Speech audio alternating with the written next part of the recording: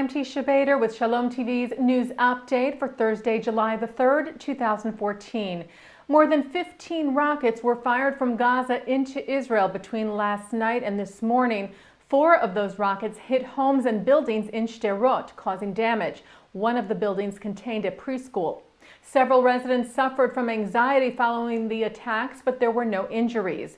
Israel's Air Force hit 15 terror sites overnight in response. And Israeli media reports that the IDF has also begun a limited deployment of soldiers at the border with Gaza.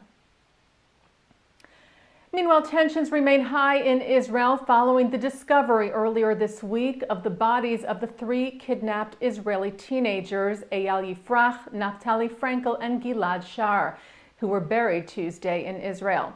And yesterday, Israel police discovered the body of an Arab teenager in the Jerusalem area, identified as 16-year-old Muhammad Hussein Abu Kader. Police are investigating the possibility that the Arab teen was killed in a revenge attack for the murders of the Israeli teens. However, they are also looking into whether the teen was killed as a result of a, quote, honor killing by his family. Following the news of the killing, riots broke out in East Jerusalem. Palestinian rioters burned tires and hurled rocks and Molotov cocktails at IDF forces, who ultimately dispersed the crowd using riot control measures.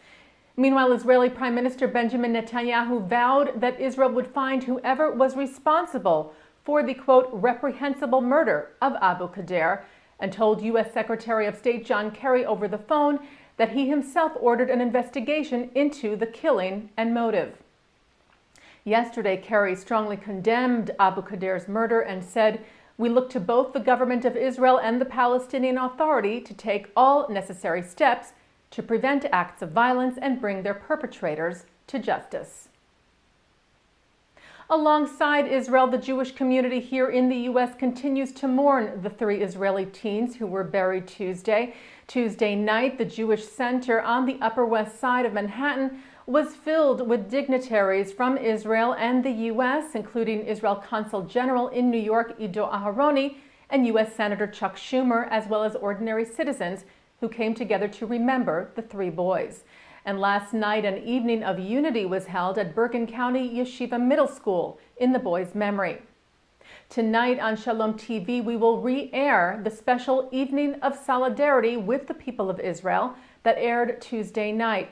Anchored by Shalom TV President Mark S. Golub, the 4.5-hour telecast featured interviews with some of the leading figures on the world Jewish scene, who spoke of the pain Jews share with the grieving families and of the way in which the tragic event has united the Jewish people. Participants in the evening included CEO of the Jewish Federations of North America, Jerry Silverman, Deputy Minister in Prime Minister Netanyahu's office, Ophir Akunis, President of the Jewish Council for Public Affairs, Rabbi Steve Guto, former Harvard Law Professor Alan Dershowitz, ADL National Director Abe Foxman, and many others. The program will be played in its entirety beginning after the news tonight until 11 o'clock. Looking now at other news, the Jerusalem Post reports that a mixed Jewish-Muslim family who fled Syria has arrived safely in Israel. The rescue of the family, which was cleared for publication today, was organized by Israeli-American businessman Moti Kahana, together with the non-governmental organization Israel Flying Aid, also receiving help from the Jewish Agency. The family is now living in a government absorption center north of Tel Aviv. An Israeli court has upheld a ruling in favor of a lesbian couple who were told they could not hold a ceremony at a wedding hall near Jerusalem. WorldNet Daily reports that the 2 women who were married in England, where same-sex unions are legal, had called Yad HaShmonah to request renewing their vows at the banquet hall and gardens there, but were told by the receptionist that the Christian owners are believers in the Bible and therefore cannot perform a same-sex ceremony at the site.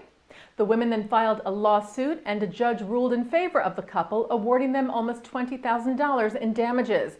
That lower court ruling has now been upheld by the Jerusalem District Court.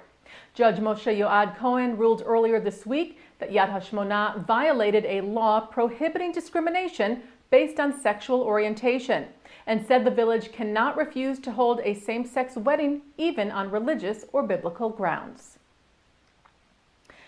Brandeis Professor of American Jewish History Jonathan Sarna has returned home after being hospitalized for 2 months after suddenly falling ill. Sarna thanked his well-wishers, posting on his Facebook page that the support, quote, made all the difference over these past weeks and ultimately made it possible for me to defy all odds and turn the corner toward restored health. And turning now to our Shalom TV programming for tonight, Thursday, July the 3rd, a reminder that we will re-air an evening of solidarity with the people of Israel coming up after the news tonight, which will run through 11 o'clock. And looking ahead, Shalom TV has special holiday programming for the 4th of July. You can find more information on our website, shalomtv.com. And that's Shalom TV's news update for Thursday, July the 3rd, 2014. I'm Teisha Bader.